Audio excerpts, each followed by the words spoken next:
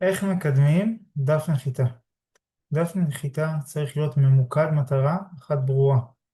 חשוב לכתוב מסר משכנע, להציג יתרונות ולשלב הנאה לפעולה. כך נגדיל משמעותית את יחס ההמרה.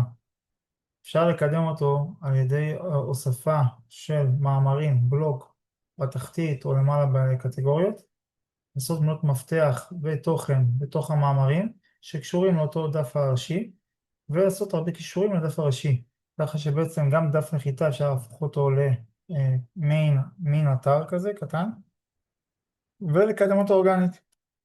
לעוד תכנים, כנסו לאתר e-digital co.il, אלימלך דיגיטל, או תעשו לייק לערוץ, צרפו לערוץ, תעשו לייק פעמון. נתראה, תודה רבה.